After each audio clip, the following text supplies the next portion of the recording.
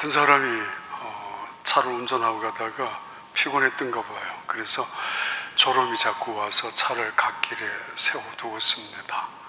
그리고 잠깐 눈이나 붙이려고 그래서 창문을 조금 내려놓고, 얼마 시간이 지난 다음에 지나가던 한 젊은 청년이 열려있는 창문을 두들기면서 아저씨 지금 몇 시예요? 3시 반인데요? 그리고는 자전거 타고 지나갔어요. 아마 시골길 동네 입구 어딘지. 얼마 후에 다시 또 한 사람이 지나가면서 물었습니다. 지금 몇 시입니까 아저씨? 이제 막 간신히 눈을 붙이려고 하는 순간에 또 3시 50분인데요? 그렇대. 그리고 귀찮아서 이분이 종이를 꺼내가지고 나는 시계가 없습니다. 밖에 붙였습니다. 그냥 지나가라고. 근데 얼마 후에 한 사람이 다시 큰 소리로 창문을 두들기면서 시계 없다니까 왜요? 그러니까 지금 4시예요. 못 따라들은 분 할 수 없고. 오늘 시차 시간이 바뀌기 때문에 집에서 그랬을걸요. 몇 시야? 몇 시라고. 지금 몇 시야? 몇 분이나 확인하는 그런 습관적으로 그렇게 시간이 지났습니다. 중요한 건 시간이 아니라 우리가 어떤 모습으로 살아가는가는 훨씬 더 중요합니다. 특히 사순절이기 때문입니다. 세상 사람들은 하나님을 믿지 않습니다. 그 하나님이 창조주인지 전능하신지 얼마나 신실하신 분인지 관심도 없습니다. 배워본 적도 없고 들은 적도 없습니다. 그러나 하나님을 하나님으로 믿고 예배하고 그 하나님이 얼마나 위대하신 분인지를 알고 그 하나님을 섬기고 예배하는 사람들, 그들을 통해서 세상 사람들은 하나님이 어떤 분인지를 듣고 보고 배우고 있습니다. 바로 우리로 통해서 세상은 하나님이 어떤 분인지를 배우고 있는 중입니다. 세상 사람들에게 예수가 누구인지 관심 없습니다. 지금 예수님 오신 후 2022년 그거 알려고 하지도 않고 관심도 없습니다. 예수님은 나사렛 출신이었고 2000년 전에 개혁을 꿈꾸다가 이단자로, 혁명을 꿈꾸다가 반역자로 십자가에 처형을 당했던 사람이라고 증문. 또 어떻게 보면은 성자였고 수준 높은 도덕과 윤리를 가르쳤던 분이었다라고 그렇게 알고 있기도 합니다. 그러나 우리는 예수님은 하나님의 아들로 오셨던 분이고 나사렛 출신 예수님이 그분의 십자가 처형은 우리의 죄를 대속하시기 위하여, 죄값을 치르기 위하여 죽으셨다는 사실을 믿고 있습니다. 그러나 하나님은 그를 죽은 지 사흘 만에 일으켜 주셨습니다. 부활하신 예수님, 우리는 그를 구주로 영접하고 믿고 내 인생의 주인으로 섬기고 그 안에서 제사함과 용서함을 받고 그로 인해서 하나님 앞에 나아가게 되었던 것을 믿고 있습니다. 세상 사람들은 예수님을 모릅니다. 그러나 예수님을 알고 있는 우리를 통해서 그들은 예수님이 어떤 분인지를, 정말 십자가에서 죽으시고 다시 부활하셨는지를 배우고 있습니다. 우리를 통해서 배우고 있습니다. 세상 사람들 한 번도 성경을 읽을 필요도 없고 집에 성경을 갖고 있는 사람도 없을 것입니다. 그러나 우리가 들고 다니는 이 성경, 우리가 갖고 있는 이 성경, 우리가 읽고 있는 이 성경을 통해서 세상 사람들은 우리를 통해서 성경을 읽고 듣고 또 공부하고 있는 우리를 통해서 알고 있습니다. 성경책에는 이런 내용이 담겨져 있다라는 것. 성경을 읽고 나서, 성경을 배우고 나서, 성경을 듣고 나서 살아가는 우리의 삶의 모습을 보면서 그들이 읽고 있는 성경 안에는 이런 내용이 기록되었을 것이라고 배우고 있습니다. 세상은 주일이면은 교회 가려고 꿈도 꾸지 않습니다. 관심도 없고 상관도 없습니다. 도대체 그들이 교회 가서 무엇을 하는지, 그리고 교회는 무엇을 하는 곳인지, 그들이 교회 가서 예배를 드린다면 예배는 어떤 것인지 상관하지 않습니다. 그러나 그들은 예배를 드리고 난 다음 우리의 삶의 모습을 통해서 가게에서, 일터에서, 직장에서 펼쳐놓은 성경을 보면서 우리를 배우듯이 식당에서 기도하고 식사하고 있는 우리를 통해서 예수님이 어떤 분인가를 배우고 있듯이 예배를 드리고 난 다음 우리의 삶의 모습을 통해서 세상은 배우고 있습니다. 왜 그들이 예배를 드리고 있는지, 왜 그들이 예배를 이렇게 드려야 하는지, 왜 그들이 이런 고난 속에서, 심지어 이 환난이나 위태로운 세상 속에서 고집스럽게 광신자들처럼 예배를 드리고 있는지 그들은 배우고 있습니다. 보고 있고 그리고 듣고 있습니다. 초대교회는 그랬습니다. 죽음의 위기 가운데에서 그들은 예배를 드렸습니다. 핍박과 모진 박해 속에서 예배를 드렸습니다. 초대교회의 성도들은 그렇게 예배를 드렸던 그들 모습, 세상은 그들을 핍박하고 박해했지만은 비웃거나 조롱은 하지 않았습니다. 그리고 두려워했습니다. 그들이 드리고 있는 예배의 모습 속에서 도대체 무엇이 있는지, 그들의 예배가 어떤 것인지를 정확히 몰랐지만은 그 고난 속에서도 감사를 잃지 않았고, 그 죽음의 고통, 위기 속에서도 찬양을 잃지 않았던, 그래서 하나님을 향하여 예배를 드리는 그들의 모습을 보면서 아, 저들이 드리는 예배는 이런 것이다라는 것을 배웠습니다. 그들이 드리는 예배 속에 있는 하나님, 그들이 믿고 고백하고 있는 예수 그리스도, 죽음 속에서도 부활하셨던 예수 그리스도의 그 능력이 어떤 것인가를 그들의 예배를 통해서 세상은 배웠고 보았고 그리고 두려워했습니다. 초대교회 그렇게 예배를 드렸습니다. 오늘의 교회는 어떨까요? 세상은 관심도 없겠지만은 예배 드리는 우리의 모습, 예배 드리고 난 다음 모습, 하나님을 믿고 예수님을 믿고 성경을 듣고 읽고 배우고 있는 우리를 통해서 아, 하나님은 이런 분이구나, 너도 나도 그 하나님을 믿어야 되겠다.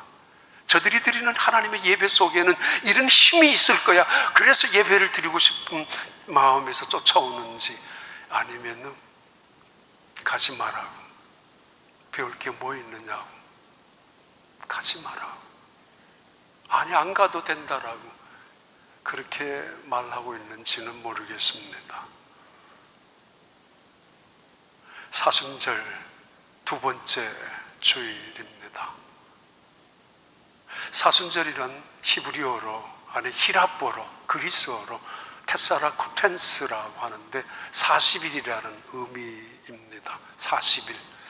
광야에서 40년 동안의 긴 훈련을 겪었던 이스라엘 민족, 그리고 모세가 광야에서 40년 동안 있었던 40, 예수님께서 이 세상에 공생애를 시작하시기 전에 40일 동안의 금식 훈련, 그래서 사순절을 기독교 칼렌더에서는 절기로 지키고 있습니다.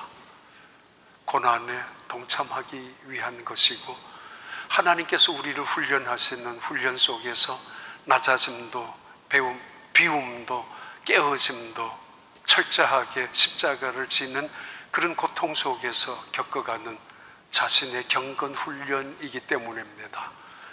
성경을 읽거나 성경을 필사하거나 혹은 금식하거나 정해놓은 날짜에, 그리고 정해진 시간에 기도하거나 그러면서 사순절을 보내는 훈련의 시간이 사순 40일입니다. 또는 영어로 렌트라고 합니다. 길다라는 그 어근에서 나왔지만은 렌트, 봄이라는 뜻에서 훨씬 더 의미를 갖고 있기도 합니다. 독일 단어 속에서 나온 긴 겨울 속에서, 얼어붙은 땅 속에서 봄이 왔을 때 생명의 움틈이 솟아나고 파릇파릇한 새싹들이 솟아나는 것, 그 기간, 사순절의 기간이 꿈꾸고 있는 의미이기 때문에, 그래서 사순절의 마지막 40일이 끝나는 마지막 날 부활절의 의미, 생명이 마치 계란 속에서 터져나오는 병아리들처럼 그런 의미의 절기를 지키는 것이 사순절 또는 렌트라는 의미 속에 담겨져 있는 뜻입니다.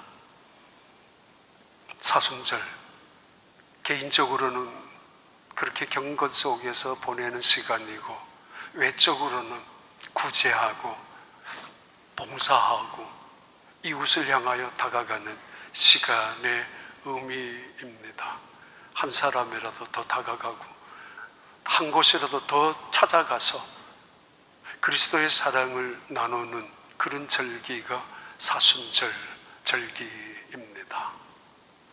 그런 뜻깊게, 그런 의미 있게 보내는, 여전히 격리가 우리 속에 필요한 시대에 살아가고 있지만은 오히려 어쩌면은 하나님께서 이런 시기에 우리에게 주신 또 다른 사명이라고 생각하셔서 찾아갈 수 있는, 또는 찾아내어서 손을 잡아줄 수 있는 사순절, 그런 뜻깊은 2022년의 사순절 절기를 지키게 되기를 바랍니다. 그래서 남다른 부활절 예배를 드리고 특별한 부활의 그 생명의 능력이 여러분 속에 임하는 2022년 새로운 그런 사순절 절기가 되시기를 진심으로 축복합니다. 아브라함과 이삭과 야곱의 하나님, 하나님은 늘 자신을 계시할 때 그렇게 말씀하셨습니다. 나는 너희의 조상 아브라함과 이삭과 야곱의 하나님이라고. 왜 그랬을까요? 왜 그런 의미로 하나님은 자신을 계시하고 이스라엘 백성들에게 나타나셨습니까? 아브라함과 이삭과 야곱은 지금도 살아있다라는 의미의 말씀입니다. 나는 죽은 자의 하나님이 아니라 산 자의 하나님이라고 거듭 말씀하시기 때문입니다. 아브라함과 이삭과 야곱, 지금부터는 4,000년 전 그런 조상들입니다. 그런데 성경은 여전히 그분들은 살아있다라고. 예수님께서도 말씀하셨죠. 아브라함의 품에 안겨져 있는 거지 나사로를 비유하면서 아브라함은 살아있는 존재라고, 하나님 가까이에서. 아브라함과 이삭과 야곱의 하나님이 그들이 살아있는 것처럼 나도 살아있는 신이라는 의미죠. 그리고 어제나 오늘이나 영원토록 동일하신 하나님인 것을 의미하는 말씀입니다. 그들은 4,000년 전의 조상들입니다. 그러나 나는 4,000년 전이나 3,000년 전이나 2,000년 전이나 지금이나 오늘이나 동일한 여호와 하나님이라고 말씀하시는 속에 아브라함과 이삭과 야곱의 하나님인 것을 자주 언급하시는 이유입니다. 그리고 나는 아브라함과 이삭과 야곱의 하나님, 이 의미는 나는 언약을 지키시는 여호와라고. 약속을 하지만은 약속을 지켜나가고, 언약을 하지만은 반드시 그 언약을 이루어 가시는 여호와라고. 봐라, 그 의미가 아브라함과 이삭과 야곱의 하나님이라는 의미입니다. 그들에게 내가 너와 함께 하시겠다는 하나님의 약속, 너 아버지 아브라함에게 있었던 것처럼, 너 아버지 이삭에게 있던 것처럼, 너의 조상들 야곱에게 있었던 것처럼 나는 너희들과 함께 하시겠다라는, 그리고 지켜주시고 공급하시고 인도하시겠다라는 약속입니다. 여기에서 아브라함과 이삭과 야곱의 하나님, 아브라함은 믿음의 조상이고 그리고 위대한 믿음의 선조임에 틀림없습니다. 시작이 그랬고, 전쟁 속에서 승리한 것도 그랬고, 동서남북을 바라보라는 하나님의 외침도, 하나님의 언약도, 하늘의 별처럼 땅의 바다처럼 모래처럼 번성을, 자식을 주시겠다는 하나님의 언약이 이루어지는 것도, 25년 만에 그에게 나타난 하나님의 약속 성취도 그랬습니다. 아브라함은 위대한 믿음의 조상입니다. 그러나 그의 아들 이삭은 그렇지 못합니다. 이삭의 아들이었던 야곱, 아주 파란만장한 일생을 살았던 사람이죠. 드라마틱한 삶을 살았죠. 굴곡이 심했지만은 축복을 위해서 몸부림을 쳤던 사람이었고, 일생을 되돌아보면은 험악한 세월을 살아갔던 사람이 야곱이었습니다. 야곱의 아버지 이삭은 자기 아들만큼 그렇게 험악하게 살지 않았습니다. 누가 보더라도 순탄한 인생을 걸어온 것 같았고, 누가 보더라도 굴곡이, 부침이, 고비가 많았던 인생은 이삭은 아니었습니다. 그러나 그렇지 않습니다. 겉으로 드러나기에 순탄한 인생이었지만은 우리가 보기에 죽을 고비를 넘겨본 적이 없는, 사실은 그렇게 많은 일들이 힘겹게 버텨온 적은 없지만은 이삭 역시 고난 속에 있었던 사람이었습니다. 창세기 26장 26절부터 29절까지 볼까요? 아비멜렉이 그 친구 아우삭과 군대 장관 비골과 더불어 그랄에서 이삭에게 온지라. 이삭이 그들에게 이르되 너희가 나를 미워하여 나에게 너희를 떠나게 하였거늘 어찌하여 내게 왔느냐. 그들이 이르되 여호와께서 너와 함께 계심을 우리가 분명히 보았으므로 우리의 사이 곧 우리와 너 사이에 맹세하여 너와 계약을 맺으리라 말하였노라. 너는 우리를 해하지 말라. 이는 우리가 너를 범하지 아니하고 선한 일만 내게 행하여 내가 평안히 가게 하였음이니라. 이제 너는 여호와께 복을 받은 자니라. 가나안 땅에 살고 있는 원주민들이 대표자들, 아비멜렉이라는 왕의 칭호를 갖고 있는 대표자와 많은 무리들이 이삭에게 찾아와서 요청하고 있는 요청입니다. 지금까지 여러 번 반복되어 왔었죠. 이삭이라는 사람이 그 동네에 살 때마다, 그리고 우물을 팔 때마다 우물을 뺏었고 또는 우물을 메꾸었고 쫓아내었다라는 것이죠. 우리가 너와 함께 살 수 없으니까 떠나가라 하고, 그리고는 전쟁을 선포하면서 나가라는, 그때마다 빈손으로 털고 나왔었죠. 원주민들에 의해서 시기를 받았던 이 이삭, 원주민들에 의해서 온갖 박해를 받으면서 어쩔 수 없이 대항하지 않고 저항하지 않고 떠났던 이 이삭에게 결국은 그 원주민들이 찾아왔습니다. 그리고 이렇게 말합니다. 우리와 싸우지 말고 지내자. 우리를 해하지 말게 해달라고. 우리는 두렵다고.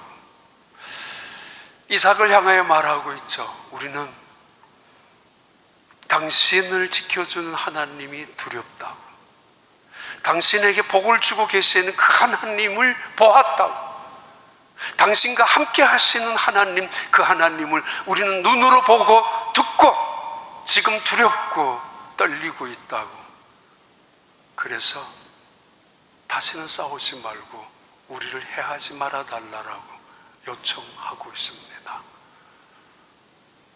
세상은 하나님을 믿지 않지만은 하나님을 믿고 살아가는 우리를 통해서 하나님이 얼마나 위대하신 분인지, 아니면 하나님 얼마나 째째하신 분인지를 배우게 되는 것입니다.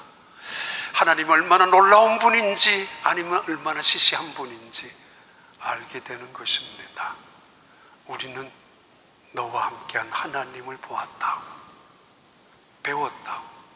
그래서 다시는 싸워봐야 손해볼 거고, 싸워봐야 자기들이 망할 거를 알고 있기 때문에 화해를 요청하고 평화 조약을 맺자라고 찾아온 것입니다. 도대체 왜 이삭은 어떤 삶의 원리를 갖고 살았기에 왜 그런 일들이 이루어졌는지 볼까요? 창세기 26장 24절부터 25절까지의 말씀입니다. 그 밤에 여호와께서 그에게 나타나 이르시되 나는 내 아버지 아브라함의 하나님이니 두려워하지 말라. 내 종 아브라함을 위하여 내가 너와 함께 있어 내게 복을 주어 내 자손이 번성하게 하리라 하신지라. 이삭이 그곳에 제단을 쌓고 여호와의 이름을 부르며 거기 장막을 쳤더니 이삭의 종들이 거기서도 우물을 팠더라. 25절의 말씀입니다. 이삭이 그곳에 제단을 쌓고 여호와의 이름을 부르며 프라이오리티를 가르쳐 주죠. 탑 프라이오리티를, 가장 우선순위를, 인생에 살아가는 그 원리를 보여주고 있는 말씀인데, 이 이삭은 우리에게 가장 모델, 롤 모델처럼 우리에게 그가 어떻게 이 세상을 살아왔는지를 보여주고 있습니다. 그는 언제나 먼저 제단을 쌓고 여호와 이름을 부르고 살아왔습니다. 먼저, 첫 번째, 아무리 바쁘더라도, 아무리 중요한 일이 있더라도, 아무리 힘들더라도 그는 먼저 제단을 쌓았습니다. 이 세상에 돈을 쌓고 살아가는 사람, 빌딩을 쌓고 살아가는 사람 있지만, 어떤 사람은 예배 제단을 쌓고 하나님의 이름을 부르고 살아가는 사람이 있습니다. 이삭. 세상은 비즈니스가 먼저 중요하고 우물이 먼저 중요하지 않습니까? 우물을 파고 나서 그것이 생존의 근거가 거기에 있었고 삶의 터전이 거기에 있기 때문에, 그래서 시작하는 건데, 그래야 안심이 되고 그래야 안전하다라고 보장받을 수 있지 않겠습니까? 그런데 이삭은 제단을 먼저 쌓았습니다. 모두가 바벨 타워를 쌓고 바벨 포트레스를 쌓아가고 있는 이 세상 속에 그는 여호와의 이름을 부르는 제단을 쌓는 인생을 살았던 사람, 바로 이삭이었습니다. 아브라함을 바라보고 바로 왕이 한마디 하기는 했죠. 너 왜 그 나한테 거짓말 했느냐고. 너의 아내가, 그 누이라고 했던 그 여자는 너의 아내가 아니냐라고. 야곱에게도 그런 적이 한 번 있었지만은 하나님이 찾아오셔서 온 동네 사람들이 함께 모여서 당신에게 함께 하신 하나님을 보았다고, 당신을 지켜주는 하나님을 보았다고, 당신에게 복을 주고 계신 하나님을 우리가 보고 있다라고, 그래서 결코 싸울 수 없다라고, 우리를 제발 용서해달라라고 그런 고백을 한 적은 아브라함에게도 없었고 야곱에게도 없었습니다. 근데 이삭에게는 그런 고백이, 증언이 나왔지 않습니까? 그 이유는 이삭의 믿음의 태도 때문입니다.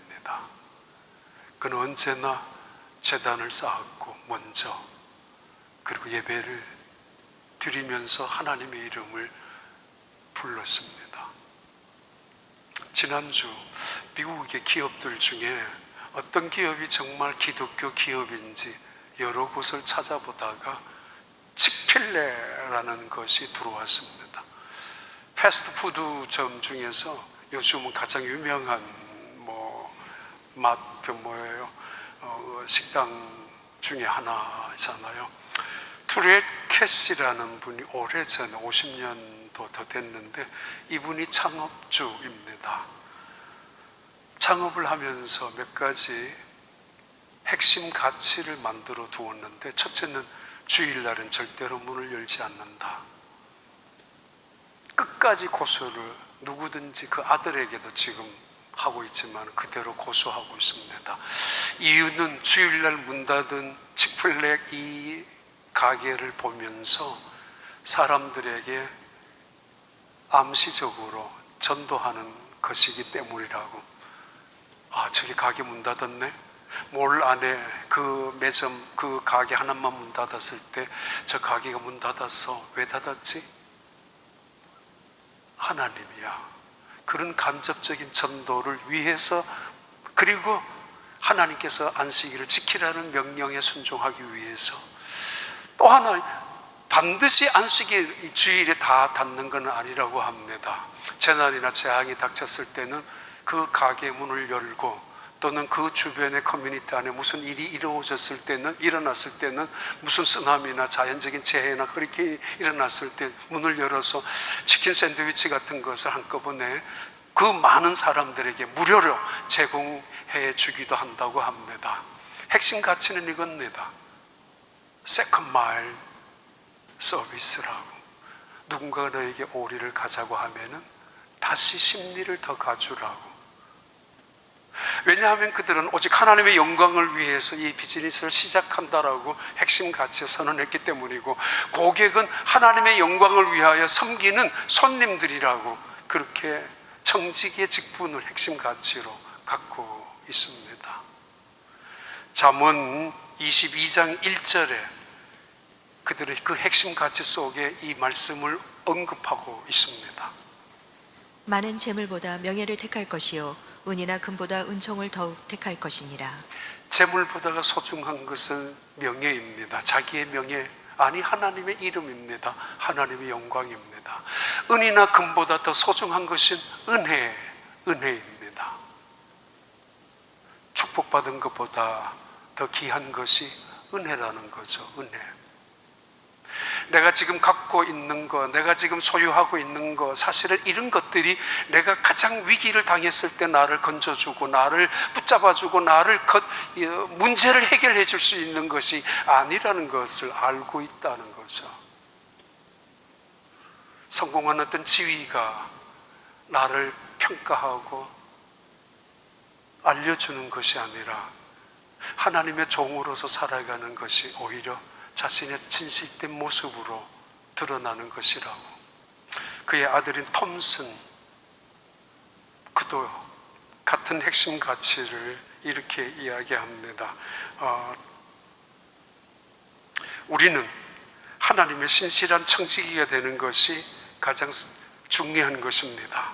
그것이 하나님의 영광을 위한 것이고, 그것이 우리는 성경적 원칙에 근거한다라고 믿기 때문입니다. 그래서 우리는 모든 매점은, 모든 가게는 주일이면 철저히 문을 닫고 있습니다. 소비자 고객 만족 설문조사에서 지금 8년째 1위를 계속하고 있잖아요. 가끔씩 지나가다가 보면은 많은 차들이 줄을 서 있어 여전히 주일이면 문 닫는 그 치필레 그 가게들이 말이에요. 마태복음 6장 33절 34절 예수님께서는 우리에게 분명히 선언하고 확실하게 명령하고 약속하십니다. 그런즉 너희는 먼저 그의 나라와 그의 의를 구하라. 그리하면 이 모든 것을 너희에게 더하시리라. 그러므로 내일 일을 위하여 염려하지 말라. 내일 일은 내일이 염려할 것이요 한날의 괴로움은 그날로 족하니라. 너희는 먼저 그의 나라와 그의 의를 구하라. 이게 어찌 가능하겠습니까? 뭘 먹고 살려고? 한번 우선순위를 다시 한번 정해봐요. 사순절 시간에 문제가 생겼다는 것은 문제가 꼬여 있다는 거잖아요. 힘겹게 버틸 힘이 없고 때로는 풀어나갈 힘이 없다는 이야기는 실타래처럼 모든 문제들이 얽혀 설켜 있다는 거잖아요. 하나님은 가끔씩 우리를 그렇게 밀어 넣어요. 왜냐하면 위에 갈 것을 찾아 놓도록, 먼저 할 것이 하나님의 위치가 어디에 있는가를. 왜 하나님의 위치가 중간에 있어야 되고 마지막에 있어야 합니까? 어느 순간 그것을 위로 올려놓으라고. 그래서 흔들어 놓는 거죠. 실타래처럼 꼬여있는 문제를 풀기 위해서는 잘라버리는 것이 아니라 처음과 나중을 붙잡으면 돼요. 우선순위, 위에 있어야 될 거, 그 순서가 바뀌면은 잠시 해결이 될는지 모르지만은 하나님의 택한 백성들에게는 끊임없이 일이 꼬여가게 마련입니다. 너희는 먼저 그의 나라와 그의 의를 구하라. 그리하면 이 모든 것을 너희에게 더하여 주시리라. 이삭의 삶의 원리의 첫 번째 원리입니다. 그는 어디에 가든지 제단을 쌓았고 어디에서든지 하나님의 이름을 불렀습니다. 세상은 그를 보고 우습게 여겼고 심지어 비방했었고 싸웠고 나중에는 시기하기 시작하고 나중에는 그를 쫓아내기를 원했지만은 어느 순간은 그를 두려워하기 시작했습니다. 그는 두 번째 삶의 태도를 25절에 봐요. 한 번 더 볼까요? 장막으로 비유하고 있습니다. 이삭이 그곳에 제단을 쌓고 여호와의 이름을 부르며 거기 장막을 쳤더니 이삭의 종들이 거기서도 우물을 팠더라. 제단을 쌓고 여호와 이름을 불렀다고, 두 번째는 장막을 쳤다라고 말합니다. 이건 가정을 말하고 가정의 소중함을 의미합니다. 이삭은 40년 동안 결혼 안 했던 노총각이었고 40세까지 부엘라 헤로이에 묵상하는 순간에 자기 집에 있었던 종이 데리고 온 리브가라는 여자를 만나자마자 결혼하고 그리고 하나님의 은혜로 여기면서 살았던 사람입니다. 그 리브가와 결혼한 지 20년 동안 아기가 없었습니다. 당시 중동 지역의 고대 사회 속에서 아기가 없으면 아버지 아브라함도 그랬고 자기 아들 야곱도 그렇고 당시의 모든 풍습이 그랬는데 자기도 얼마든지 몸종 하나 데리고 오든지 아니면 자기도 다른 아내를 데리고 와서 자식을 낳을 수도 있었습니다. 그러나 20년 동안이나 그는 그냥 그렇게 살았습니다. 더더구나 하나님은 아브라함을 통해서 아브라함의 아들 이삭의 아들 야곱 그 자손을 통해서 이스라엘 민족을 번성케 해주시겠다는 약속을 해주셨는데 결혼한 지 20년 동안이나 이 이삭은 자식이 없었단 말입니다. 조급할 수 있죠. 아니 욕심 부릴 수 있죠. 적당히 익스큐스를 해가지고 얼마든지 핑계 댈 수도 있지 않나요? 자식을 낳아야 되고 이 후손을 만들어야 되는데 어떻게 해요? 그러나 그는 남보기에는 무난하게 살았지만은 내적인 속에서는 깊은 고민과 갈등 속에 가정을 지켜가고 장막을 우선 삼았습니다. 이런 이야기 죄송한데 미국에 이민 온 사람들 중에서 우리 가장 성공한 부부가 있었죠. 포에버 21이라는 옷가게를 시작한 사람들 1981년도 빈손으로 미국 와서 게스테이션에서 또는 세탁소에서 또는 식당에서 종업원으로 일하다가 불과 10년, 20년 만에 미국 전체에서 88위까지 올라간 적이 있었던 사람들입니다. 옷가게로 전 세계의 매장을 엄청나게 가졌던 포에버 21. 10년 전에 시카고에서 이 부부가 간증하는 적이 있었습니다. 세계 한인 선교사 대회에 모든 선교사님 전 세계에 모여 있을 때 시카고 위튼 칼리지에서 늘 해왔었습니다. 그 선교사 우리 교회도 많이 참여하고 지원도 하고 저도 참석을 했는데 그때 이분이 이런 이야기를 했죠. 나는 예수님을 믿었을 뿐인데 잘 믿었을 뿐인데 상상도 못했던 결과를 하나님은 이루어지게 했다고. 미국에서 영향력 있는 커플로 38위까지 한 적이 있었고 그의 아내 장진숙이라는 분은 영향력 있는 CEO의 3위까지 미국에서도 3위까지 올라간 적이 있는 분이 이 와이프였습니다. 그러나 6년 전에 파산 신고를 하고 말았습니다.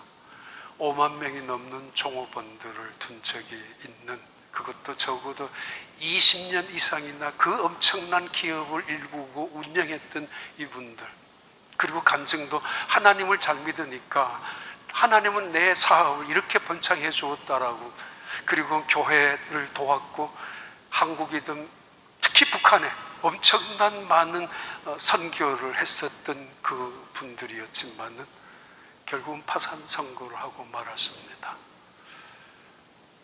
같은 이민자로서 미국에 살면서 끝까지 왜 그렇게 못했을까?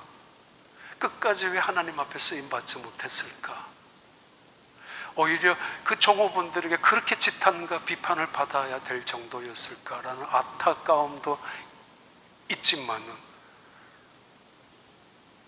정말 우리 이민자로서는 굉장한 부의 자리에 올라간 한국으로 치면 삼성, 현대 다음에 서열까지 한국에 있었던 3위까지 올라간 적이 있었던 그런 사업가였습니다. 지금 LA에 가끔씩 소문을 들어보면은 그분들이 했던 다른 일들이 있었기 때문에 실패도 했었고 또는 장막이 흔들렸기 때문에 가정이 그랬을 가능성이 많다라고 정확한 건 아니지만은 하나님 앞에 끝까지 쓰임받지 못했던 하나님께서 끝까지 지켜주지 못했던 이유를 장막을 소홀하지 않았을까라는 이야기를 들은 적이 있습니다. 하나님, 그 다음 장막. 직장 때문에 헤어져서 있는 사람들, 비즈니스 때문에 멀어서 떨어져 있는 사람들, 때로는 이민자로 살면서 우리 자식들은 자식들대로, 우리는 부모님은 부모님대로 살아가고 있었잖아요. 그래서 미안하기도 하고 해서 자식들에게 좋은 차 사주기도 하고, 좋은 거 뭐 맡겨놓기도 하고, 좋은 집에 뭐 사는 걸로 만족하라고 하지만은 아이들은 정작 그렇지 않았잖아요. 아니, 내가 너희들한테 못해준 게 뭐 있어? 돈으로 다 해줬고 내가 너희들한테 잘못한 게 뭐 있느냐라고 할런지 모르지만은 아이들에게 정작 원했던 것은 그건 아니잖아요. 물론 언젠가는 돌아올 거라고. 때로는 그 아이들에게 너 교회 다니면은 교회 다녀야 돼, 헌금해야 돼, 11조도 해야 돼, 꼭 그렇게 가르쳐 줘야 되느냐라고.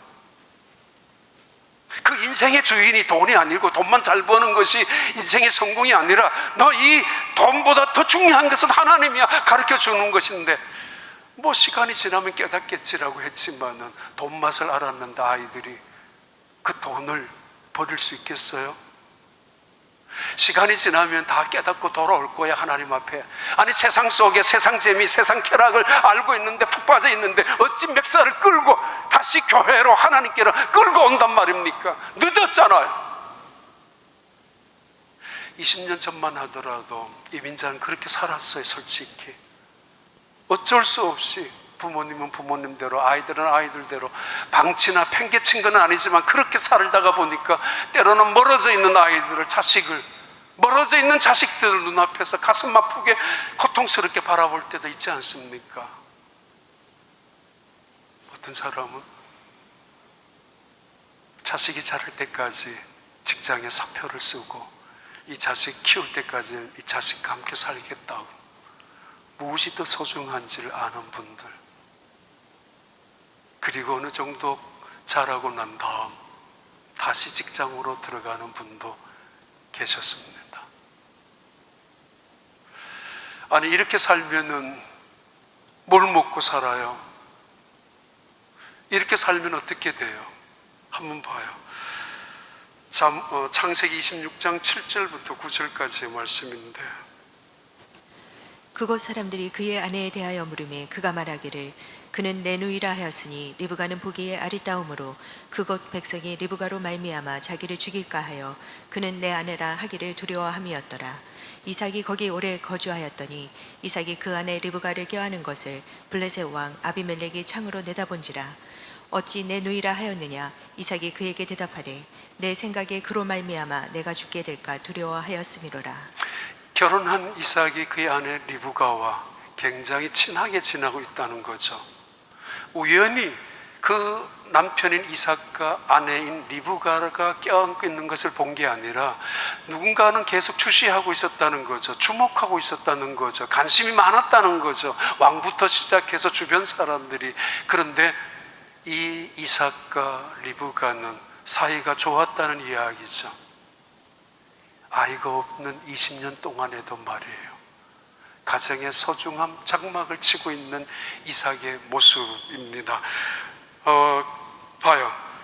창세기 26장 25절을 다시 읽겠습니다.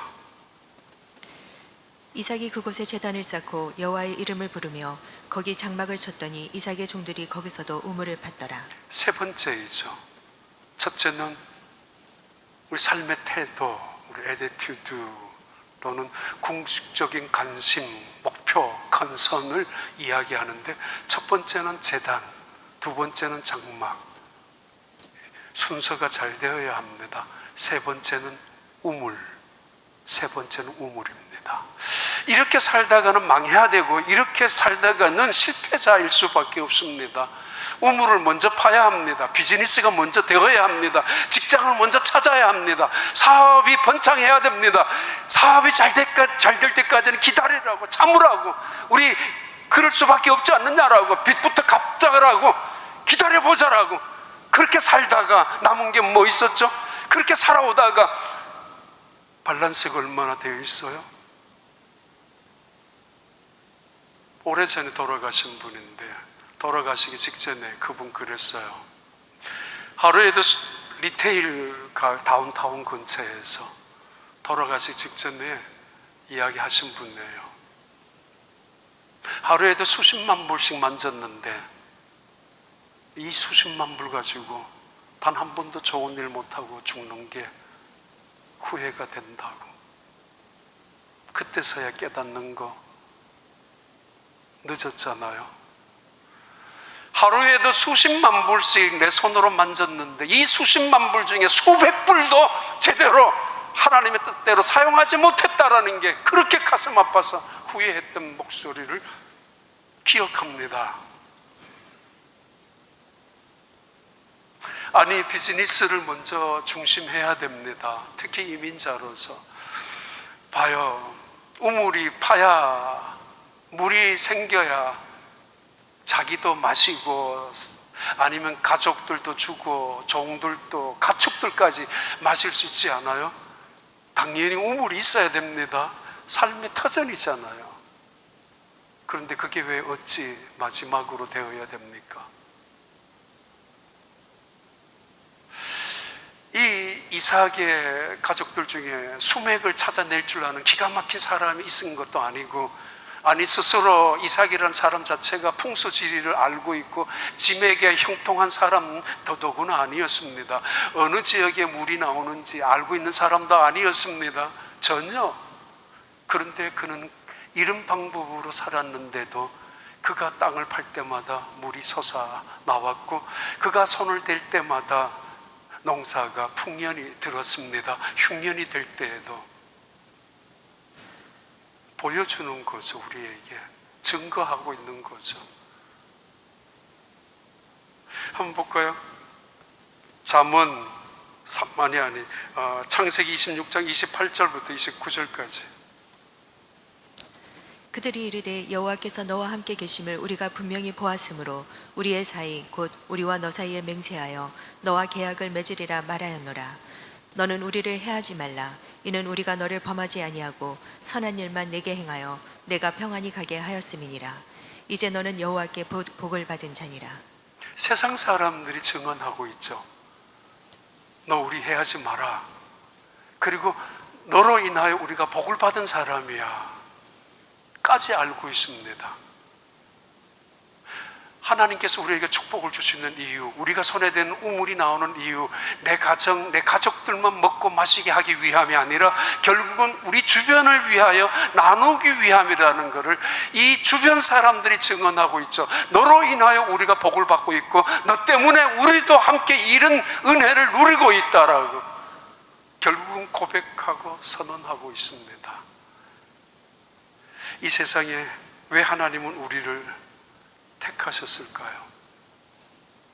왜 우리를 때로는 복을 주시기를 원하실까요? 심지어 우리를 번창하게 하시는 이유가 뭡니까? 만약에 우리에게 그 약속의 성취가 이루어진다면 하나님의 목적이 있지 않습니까? 너와 함께 하신 하나님을 보았다고. 미국이라는 이 나라 다 알지 않습니까? 청교도들이 쫓아와서 세운 이 나라, 제임스 타운에서 시작한 나라가 아니라 풀머스에서 시작한 나라로 역사는 그렇게 그것을 기록하고 있지 않습니까? 그들은 제일 먼저 예배당을 세웠습니다. 이유는 하나님의 영광을 위해서 왔기 때문에 제단을 쌓았고, 그리고 그들은 예배를 드리면서 하나님의 이름을 찬양하고 불렀습니다. 그리고 학교를 세웠고 병원을 세웠던 것이 이 나라가 시작한 기초였고, 이 미국 땅에서 갖고 있는 누구도 흔들 수 없는, 그래도 아직까지도 이 저력을 갖고 있는 나라의 흔적이 거기에 있지 않습니까? 그리고는 차례차례 집을 짓기 시작한 것들이 이 땅에 조상들이 한 미국의 역사였습니다. 농사가 먼저였고 먹고 살기 위해서, 비즈니스가 먼저였고 우리가 존재하기 위해서 내 자식을 잘되게 하기 위해서라도, 성공하기 위해서라도 이 우물을 먼저 파야 되고, 이 우물이 임씀이 있을수록 재산이 늘어나는 것이고 큰 소리 치를 수 있는 것일 텐데, 그들은 그것은 제일 마지막 순서였습니다. 근데 이상하게 우물 팔 때마다 물이 솟아났었죠. 오래전에 이 성경을 처음 읽으면서 가끔씩 가게 오픈 예배할 때마다 이 말씀을 증거했었고, 성경 공부 시간 이 말씀을 제자반 훈련할 때 나눈 적이 있는데, 어떤 집사님 한 분이 기억이 있습니다. 앞으로 평생 이런 순서를 흐트러 놓지 않고 살겠다고, 우선순위를 1, 2, 3 이렇게 해서, 그리고 밑에 하나님께서 어떻게 우리를 사용하실지, 어떻게 이 일을 이루어 가실지 기대하겠다고. 지난주도 한 집사님 그런 간증을 하셨습니다. 하나님이 너무도 나에게 많은 것들을 허락하시는데 기대가 많다고, 앞으로 어떤 일을 이루어 가게 하실는지, 선한 일을 하고 있는 자기에게 얼마나 더 많은 일들을 맡겨주시는지 너무도 기대가 된다고. 어떤 분 병원에서 선생님 만난 저한테 그랬습니다. 나는 이게 풀타임 잡이라고. 우리 교회인이에요. 내가 목사가 되고 싶었지만은 의사가 된 이유는, 그리고 병원을 여러 개 경영하고 있는 이유는, 나는 이 풀타임 잡을 통해서도 하나님께 영광을 돌리는 것이고, 지금 내가 하고 있는 이 일도 선교적인 일이라고 그렇게 고백한 이야기를 들었습니다. 너희는 먼저 그의 나라와 그의 의를 구하라. 이 순서 바꾸지 마시고, 그러면 내가 이 모든 것을 너희에게 더하시리라. 더하여 주는 하나님의 축복 간증하시고, 아니 더하여 주신 그 축복, 그 은혜를 세상을 향하여 나눠줄 때마다 하나님의 함께 하심을 세상이 바라보면서, 세상이 우리를 향하여 증언하고, 세상이 우리를 향하여 두려워하고, 그들의 예배가 어떤 예배인지, 그들의 하나님 어떤 하나님인지, 그들이 구주로 영접한 예수님이 어떤 분인지, 부활하신 예수의 생명이 무슨 생명인지를 보여줄 수 있는, 증언할 수 있는 우리 온 교회 성도들이 되시기를 진심으로 축복합니다. 하나님 아버지 감사합니다. 은혜 위에 은혜를 더하신 하나님, 하나님의 선하신 능력으로 지켜주셨음을 감사하고, 그 은혜 속에서 날마다 찬양하며 살아가는 저희들 되게 하시고, 그 은혜를 나눌 수 있는 믿음의 사람들이 되게 하여 주옵소서. 예수님 이름으로 기도하옵나이다.